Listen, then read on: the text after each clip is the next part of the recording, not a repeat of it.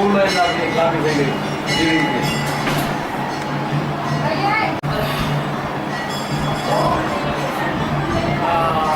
ભગવાનની મંદિર ટ્રસ્ટના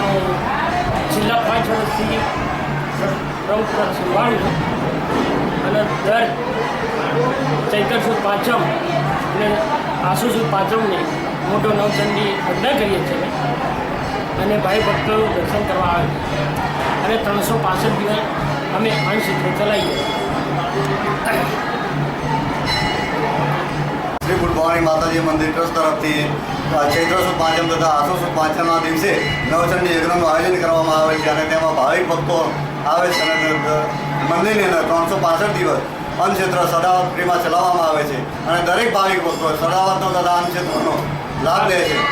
અને માતાજી ભુડભવાની માતા દરેકની મનોકામના પૂર્ણ કરે છે અને ધારેલા કામો બધા માતાજી પૂર્ણ કરે છે.